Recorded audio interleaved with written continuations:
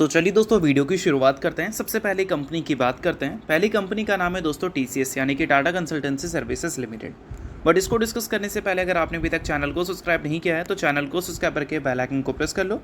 और अगर आपने अभी तक सेबी रजिस्टर्ड टेलीग्राम चैनल को ज्वाइन नहीं किया है तो उसको भी जाकर आप ज्वाइन कर लो। उसका लिंक आपको डिस्क्रिप्शन में दिख जाएगा। लिंक के थ्रू जाकर चैनल को बिल्कुल फ्री में ज्वाइन कर सकते हैं। और एक डिस्क्लेमर भी है, जो भी न्यूज़ एंड अपडेट्स हम लोग कवर करेंगे वो सारी एजुकेशन पर्पज़ के लिए है, सीखने के लिए है। तो इसको किसी भी तरह का इन्वेस्टमेंट एडवाइस मत समझना, आप खुद से भी रिसर्च और एनालिसिस कर सकते हैं। तो चलिए दोस्तों वीडियो की शुरुआत करते हैं। सबसे पहले बात करते हैं टीसीएस से रिलेटेड कुछ इंपॉर्टेंट न्यूज़ एंड अपडेट्स के बारे में। तो दोस्तों आज के दिन टीसीएस का शेयर काफ़ी ज़्यादा लाइमलाइट में था। अब इसका सबसे बड़ा कारण क्या है? टीसीएस का परफॉर्मेंस। आज के दिन टीसीएस में लिटरली हमें क्रैश देखने को मिला है। और टीसीएस को छोटी कंपनी तो है नहीं भाई कि क्रैश हो जाए तो एकदम नॉर्मल सी बात है।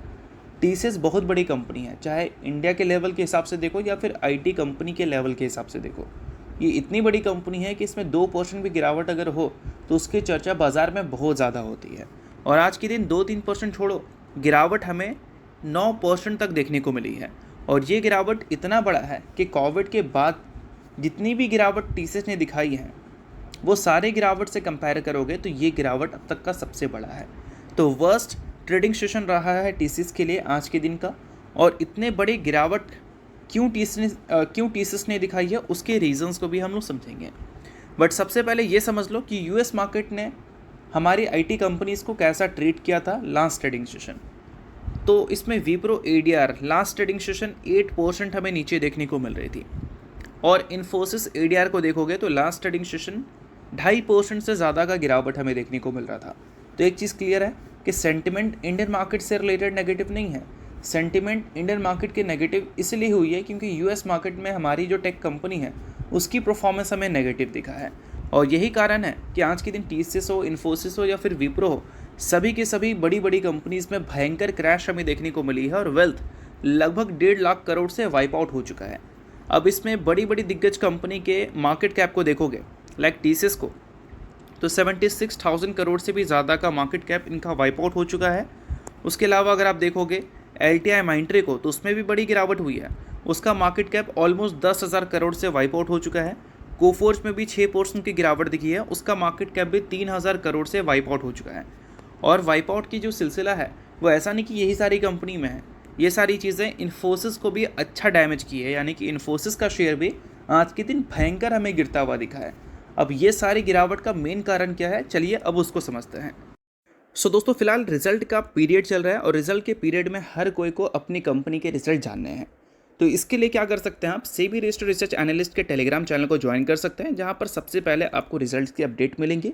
साथ में उस कंपनी के टेक्निकल्स को प्रॉपर एनालिसिस कर यहाँ पर अपडेट किया जाएगा। जिसको भी चाहो तो आप चेकआउट कर सकते हो। ये आपके लिए बहुत ज़्यादा यूज़फुल रहेगा क्योंकि इससे आपको क्लैरिटी मिलेगी कि आपकी कंपनी की परफॉर्मेंस अभी के टाइम पे कैसी है और आगे कैसी हो सकती है। और ये सारी चीज़ें कौन देगा? SEBI registered research analyst. तो इसके लिए आप टेलीग्राम चैनल को ज्वाइन कर सकते हैं। ज्वाइन बिल्कुल फ्री में कर सकते हो। मल्टीपल कंपनी के चार्ट्स आपको दिख जाएंगे जिसको आप चेकआउट भी कर सकते हो। तो लिंक डिस्क्रिप्शन में है, लिंक के थ्रू जाकर चैनल को ज्वाइन कर लो। देखो गिरावट का मेन कारण है ये कंपनी स्नोफ्लेक, जिसने लास्ट ट्रेडिंग सेशन 6.79% की क्रैश रिपोर्ट की थी। और लास्ट ट्रेडिंग सेशन ये क्रैश इस कंपनी के लिए इतना बड़ा था कि इन्वेस्टर को क्रैश छोड़ो 2-3% गिरावट की भी आदत नहीं थी। क्योंकि पिछले एक महीने में ये कंपनी ने 81% से ज़्यादा की तेज़ी दिखाई थी। तेज़ी का मेन कारण ये था कि हाल ही में जो कंपनी ने अर्निंग्स रिपोर्ट किया था वो अर्निंग्स मार्केट एक्सपेक्टेशन से बहुत अच्छे थे। साथ में कंपनी ने जो गाइडेंस दिया था वो भी बहुत अच्छे थे। और ये कंपनी AI में काम करती है, इस वजह से हमारी टेक कंपनी को लेकर जो सेंटीमेंट्स थी वो पॉजिटिव हो गई थी। और आपने देखा ही ना पिछले 2-3 ट्रेडिंग सेशन में हमारी टेक कंपनी ने कितना अच्छा परफॉर्मेंस किया था। उसका मेन कारण यही कंपनी है। और ये कंपनी में लास्ट ट्रेडिंग सेशन जो बड़ी क्रैश हमें देखने को मिली, उस क्रैश का सेंटिमेंट हमारी इंडियन कंपनीज़ में भी दिखा। इसी वजह से last trading session Wipro ADR को आपने देखा 8% से ज़्यादा गिरते हुए, इन्फोसिस एडीआर को भी देखा 2.5% से ज़्यादा गिरते हुए। तो मेन कारण वही है। तो सिंपल सी बात है कि गिरावट का कोई नेगेटिव न्यूज़ नहीं है। गिरावट का सिर्फ और सिर्फ एक ही रीज़न है और वह है प्रॉफिट बुकिंग। बीच में तेज़ी देखने को मिला था, उस वजह से इनका जो RSI है वो ओवरसोल्ड जोन दिखा रहा था।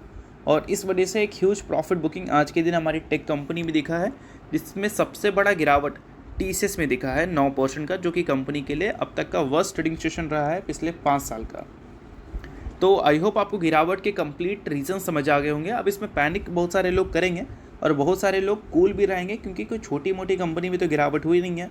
सब दिग्गज कंपनी है, चाहे कोफोर्ज को देखो, LTI को देखो, एस्ट्रलटेक को देखो, इन्फोसिस को देखो या फिर TCS को देखो। तो ऐसी चीज़ें मार्केट में अक्सर होती है, बट ये रेयर मोमेंट होता है। ऐसा नहीं कि ये सारी चीज़ें किसी भी कंपनी को ख़त्म कर देता है, ये रेयर मोमेंट है। तो इसको हमेशा पैनिक की तरह देखने की ज़रूरत नहीं है। जब कोई कंपनी में वन साइडेड तेज़ी दिखता है तो प्रॉफिट बुकिंग भी आता है, और वो तगड़ा वाला ही होता है, जैसा कि हमें आज के दिन देखने को मिला है। अब इन सारी चीज़ों के बाद हमारी इन्फोसिस से रिलेटेड भी एक खबर देखने को मिली है, उसकी भी बात कर लेते हैं। खबर ये है दोस्तों कि इन्फोसिस ने अपने जो पार्टनरशिप है DNB बैंक के साथ, वो एक्सपैंड कर लिया है फॉर क्राइम इन्वेस्टिगेशन सिस्टम। तो न्यूज़ एक तरह से देखा जाए तो इन्फोसिस के लिए अच्छी थी, बट न्यूज़ का कुछ खास असर इन्फोसिस के शेयर में दिखा नहीं, क्योंकि ओवरऑल हमारी टेक कंपनी की सेंटिमेंट ही ख़राब थी, और साथ में हमारी जो बाज़ार की सेंटिमेंट है वो भी कुछ खास अच्छी नहीं थी। US ईरान की कॉन्फ्लिक्ट फिर से शुरू हो चुकी है, क्रूड ऑयल फिर से ऊपर जा चुका है, ये सारी चीज़ें बाज़ार को डिस्टर्ब किया है। FIs की आउटफ्लो चल रही है, और बाज़ार आज के दिन 1.12% रिकवर करने के बाद 0.35% नीचे है। अगर ये रिकवरी देखने को नहीं मिलता तो निफ्टी 50, सेंसेक्स दोनों 1.5% से ज़्यादा नीचे दिखते, और यही सबसे बड़ा कारण है भाई कि हमारी टेक कंपनी भी इतना ज़्यादा क्यों डाउन है। सबसे पहला, US से सेंटिमेंट ख़राब हुई। इंडियन मार्केट के लिए आज के दिन सेंटिमेंट ख़राब रहा था, यानी कि निफ्टी 50 का। उसके अलावा रिसेंट में जो तेज़ी देखने को मिला था, उसकी प्रॉफिट बुकिंग भी हमें आज के दिन देखने को मिल गई। तो तीन बड़ा कारण था, और ये तीनों बड़ा कारण आज के दिन हुआ है। इस वजह से मैक्सिमम IT कंपनी बहुत भयंकर पिट गई है, जिसमें TCS हो, इन्फोसिस हो या फिर विप्रो जैसी कंपनीज हो। बाकी अगर आपने अभी तक सेबी रजिस्टर्ड टेलीग्राम चैनल को ज्वाइन नहीं किया है तो उसको जाकर आप ज़रूर ज्वाइन कर लेना, उसका लिंक आपको डिस्क्रिप्शन में देखने को मिल जाएगा। सेबी रजिस्टर्ड टेलीग्राम चैनल है, उनके कॉल्स वगैरह भी दिखते हैं, साथ में एनालिसिस और टेक्निकल एनालिसिस, ये सारी चीज़ें भी दिखती हैं, जिसको भी चाहो तो आप चेकआउट कर सकते हो। तो लिंक डिस्क्रिप्शन में है, लिंक के थ्रू जाकर चैनल को बिल्कुल फ्री में आप ज्वाइन कर सकते हैं। तो चलिए अब बात कर लेते हैं अगली कंपनी के बारे में, जिसका नाम है दोस्तों RVNL, यानी कि रेल विकास निगम लिमिटेड। RVNL से रिलेटेड कुछ न्यूज़ हमें दिख रही है जो कि अच्छी हो सकती है कंपनी की फ्यूचर के लिए। पहली न्यूज़ ये है दोस्तों कि RVNL ने अनाउंस कर दिया है कि वो एक्सपेक्ट कर रहे हैं 15 से 20% की रेवेन्यू ग्रोथ 2027 के फाइनेंशियल ईयर में, और साथ में एक्सपेक्ट कर रहे हैं मार्जिन रिकवरी। और ये दोनों चीज़ें अकॉर्डिंग टू एक्सपेक्टेशन अगर हो गई तो ये जो नंबर आप नेगेटिव देखते हो RVNL की, ये नेगेटिव से पॉजिटिव हो सकती है। क्योंकि सबसे पहली बात, पिछले 5 साल का ग्रोथ रेट देखोगे रेवेन्यू का 6%, 0-2%, मतलब सिंगल डिजिट में है। और सिंगल डिजिट में भी क्या 8-9% वाला नहीं है, 2-0-6% वाला है। तो अगर इसको कंपनी डबल डिजिट में ले जाए, मार्जिन्स को भी कंपनी रिकवर कर ले, तो ऑब्वियस सी बात है कि प्रॉफिट ग्रोथ कंपनी के बेहतर हो सकते हैं। और इस चीज़ों को अगर कंपनी आगे चलकर रिपीट कर लेती है, रिपीट करने का पोटेंशियल है कंपनी के पास, क्योंकि ऑर्डर बुक का वैल्यू 99,000 करोड़ से भी ऊपर का है। रेलवे वर्क्स 57,000 करोड़ के हैं, सिग्नलिंग वर्क्स 14,900 करोड़ के हैं।